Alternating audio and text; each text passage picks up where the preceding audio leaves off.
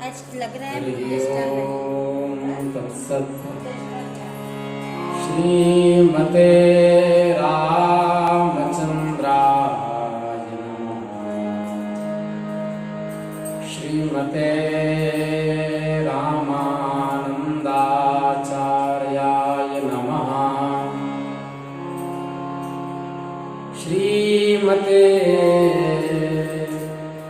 मलूकदासाय नमः। ओम नमः परमहंसास्वादित चरणकमल चिन्मकरन्दाय भक्तजनमानस निवासाय श्रीरामचंद्राय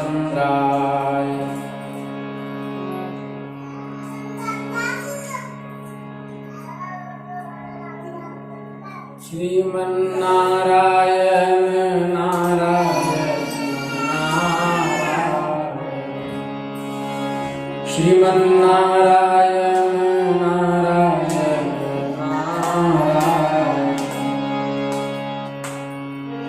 श्रीमन्नारायण नारायण नारायण। श्री हरिनारायण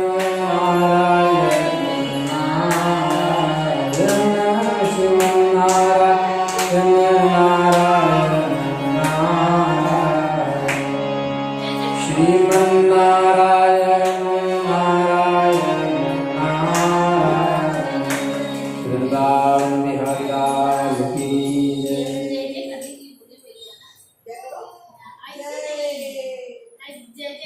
अनंत कोटि ब्रह्मांड नायक भक्त वत्सल शरणागत वत्सल दीन बंधु कृपा सिंधु भगवान श्री हरि की असीम अनुकंपा से हम आप सब इस विशुद्ध सत्संग मंडप में बैठकर मनुष्य जन्म धारण करने का सर्वश्रेष्ठ साधन सत्संग श्रीमद् भागवत ग्रंथ के माध्यम से प्राप्त कर रहे हैं। सुखदेव जी कह रहे हैं केशितु कंस प्रहितः खुरैर्महिम् महाहयो निर्जरयन् मनोजवः शटाबधूता ब्रह्मान् संकुलम् कुर्वन्नभो हेषितभीषिताखिलः। परीक्षित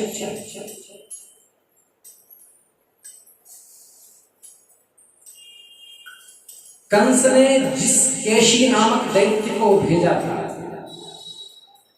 वह बड़े भारी घोड़े के रूप में मन के समान वेग से दौड़ता हुआ ब्रज में आया। वह अपनी टापों से धरती खोद रहा था। उसकी बड़ी बड़ी आंखें थी। उसका मुंह ऐसा था मानो किसी वृक्ष का छोड़र हो। बड़ी मोटी गर्दन थी। उसके चलने से भूकंप होने लगता था। भगवान श्री कृष्ण ने देखा कि उसकी हिनहिनाहट से उनके आश्रित रहने वाले गोकुल भयभीत हो रहा है। उसकी पूंछ के बालों से बादल तितर बितर हो रहे हैं। वह लड़ने के लिए उन्हीं को ढूंढ भी रहा है। भगवान के सामने सिंह के समान गरज कर उन्हें ललकारा, परंतु भगवान ने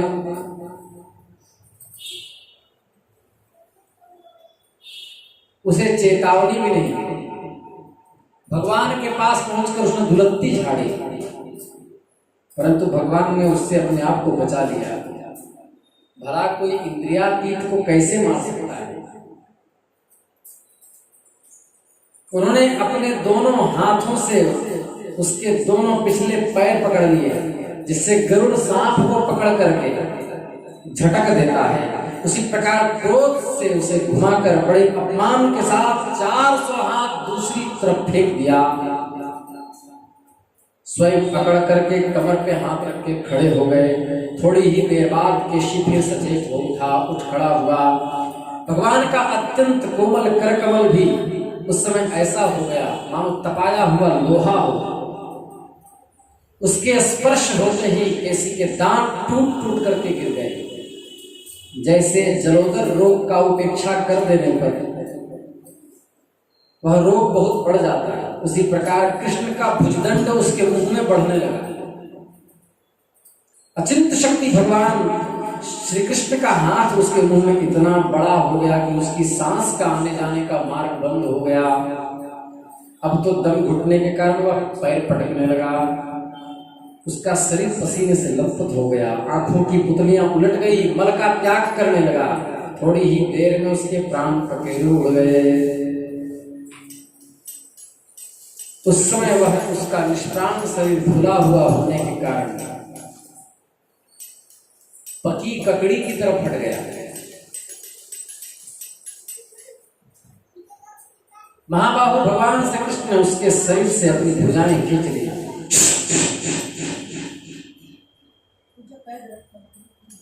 बिना प्रयत्न के शत्रु का नाश हो गया। देवर्षि उपसंगम्या भागवत प्रवरो नृपा कृष्णमक्लिष्ट कर्माणं रहस्ये ततभाषत। देवर्षि नारद जी भगवान के परम प्रेमी और समस्त जीवों के सच्चे हितैषी हैं। कंस के यहाँ से लौटकर उन्होंने अनायास ही अद्भुत कर्म करने वाले भगवान श्री कृष्ण का दर्शन किया और कहने लगे, कृष्ण कृष्णा प्रमेयात्मन् योगेश जगदीश्वर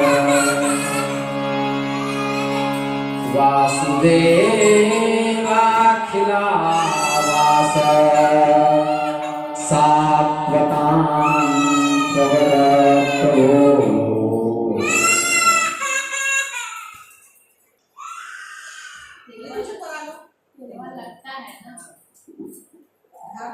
भगवान श्री कृष्ण के समीप नारद जी गए। नारद जी ने कहा, सच्चिदानंद स्वरूप श्री कृष्ण, आपका स्वरूप मन और वाणी का विषय नहीं है, आप योगेश्वर हैं। सारे जगत का नियंत्रण आप ही करते हैं, आप सबके हृदय में निवास करते हैं और आप भक्तों के एकमात्र वांछनीय यदुवंश शिरोमणि और हमारे स्वामी हैं। आप दैत्य प्रमथ राक्षसों का, जिन्होंने आजकल राजाओं का वेश धारण कर रखा है, विनाश करने के लिए, धर्म की मर्यादाओं की रक्षा के लिए यदुवंश में अवतीर्ण हुए हैं। यह बड़े आनंद की बात है कि आपने खेल ही खेल में घोड़े के रूप में रहने वाले इस केशी दैत्य को मार डाला। इसकी हिनहिनाहट से डरकर देवता लोग भी अपना स्वर्ग छोड़कर भाग जाते थे। अब परसों में आपके हाथों से चाणूर, मुष्टिक, दूसरे पहलवान और हाथी और कंस को मरता देखूंगा। इसके बाद शंखासुर, काल एवं मुर और नरकासुर का वध देखूंगा। आप स्वर्ग से कल्प वृक्ष उखाड़ लाएंगे, इंद्र के चीं चुपड़ करने पर उनको मजा भी चखाएंगे। हे भगवान, द्वारका में रहते हुए आप मृग को पाप से छुड़ाएंगे, काशीपुरी को जला देंगे, पौंड्रक मिथ्या वासुदेव का वध करेंगे, चेदिराज शिशुपाल को और दंतवक्त्र को आप नष्ट करेंगे। हे प्रभु, मैं आपको नमस्कार करता हूँ। भगवान के दर्शनों के आह्लाद से नारद जी का रोम रोम खिल गया। एक समय की बात है कि ग्वाल बाल पहाड़ियों की चोटी पर गाय और पशुओं को चरा रहे थे तथा कुछ चोर और कुछ रक्षक बनकर छिपने छिपाने का लुका लुकी का खेल खेल रहे थे, आंख मिचौली। राजन, उन लोगों में से कुछ तो चोर और कुछ रक्षक तथा कुछ भेड़ बन गए थे। इस प्रकार वो निर्भय होकर खेल में लग गए। मायावियों के आचार्य मयासुर का पुत्र था, स्वयं भी बड़ा मायावी था, व्योमासुर। वह खेल में बहुधा चोर ही बनता और भेड़ बने हुए बहुत से बालकों को चुराकर छिपा लेता। और महाअसुर बार बार उन्हें ले जाकर एक पहाड़ की गुफा में डाल देता। इस प्रकार ग्वाल बालों में केवल 4-5 बालक ही बचे रहे। भक्तवत्सल भगवान उसकी करतूत जान गए। जिस समय वह ग्वाल बालों को लिए जा रहा था, उसी समय उन्होंने जैसे सिंह भेड़ियों को दबोच ले उसी प्रकार उसे धर दबाया। तब भगवान श्री कृष्ण ने अपने दोनों हाथों से जकड़कर उसे भूमि पर पटक दिया और पशु की भांति गला घोंट कर मार डाला। बोलिए वृंदावन बिहारी लाल की जय।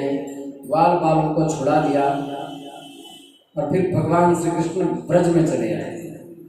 परीक्षित, महामती अक्रूर जी भी वह रात मथुरापुरी में बिताकर प्रातः काल होते ही रथ पर सवार होकर गोकुल की ओर श्री कृष्ण और बलराम को निमंत्रित करने के लिए चले गए, क्योंकि कंस ने निमंत्रण भिजवाया था। इसके बाद अक्रूर सोचने लगे, मैंने ऐसा कौन सा शुभ कर्म किया है, ऐसी कौन सी श्रेष्ठ तपस्या की है, अथवा किसी सत्पात्र को ऐसा कौन सा महत्वपूर्ण दान दिया है जिसके फलस्वरूप आज मैं भगवान श्री कृष्ण के दर्शन करूंगा। बड़ा विषयी हूँ। ऐसी स्थिति में बड़े बड़े सात्विक पुरुष भी जिनके गुणों का ही गान करते रहते हैं, दर्शन नहीं कर पाते, उन भगवान के दर्शन मेरे लिए अत्यंत दुर्लभ हैं। ठीक वैसे ही जैसे शूद्र कुल के बालकों के लिए वेदों का कीर्तन, परंतु नहीं, मुझ अधम को भी भगवान श्री कृष्ण के दर्शन होंगे ही, क्योंकि जैसे नदी में बहते हुए तिनके कभी कभी इस पार से उस पार लग जाते हैं, वैसे ही समय के प्रवाह से भी कहीं कोई इस संसार सागर को पार कर सकता है।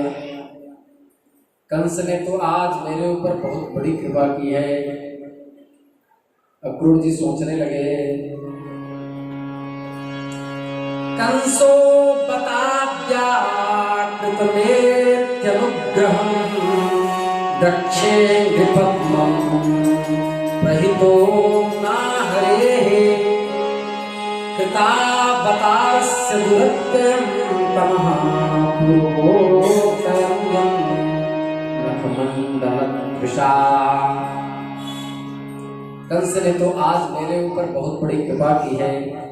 उसी कंस के भेजने से मैं इस भूतल पर अवतीर्ण स्वयं भगवान के चरण कमलों का दर्शन पाऊंगा, जिनके नखमंडल की कांति का ध्यान करके पहले युगों के ऋषि महर्षि इस अज्ञान रूप अपार अंधकार राशि को पार कर चुके हैं।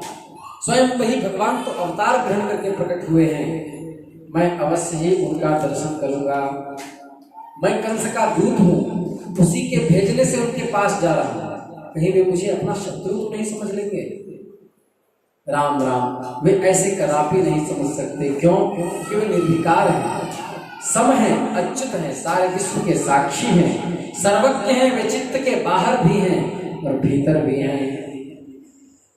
तब मेरी शंका व्यर्थ है।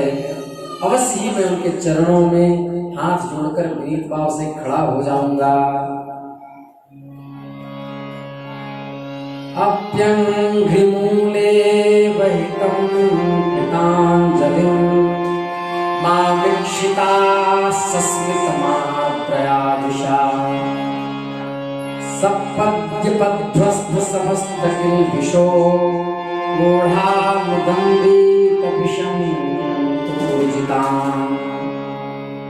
अवश्य मैं उनके चरणों में हाथ जोड़कर विनीत भाव से खड़ा हो जाऊंगा।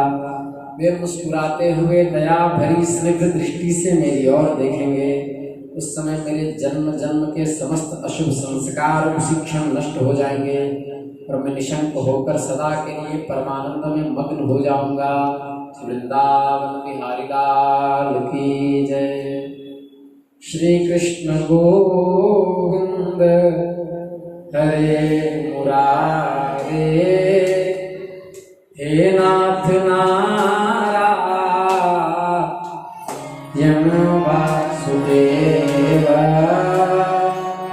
श्री कृष्ण गोविंद हरे मुरारे,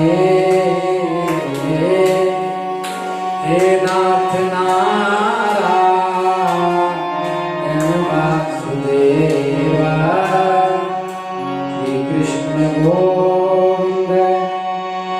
मुरारे, हे नाथ नारायण वासुदेवा, श्री कृष्ण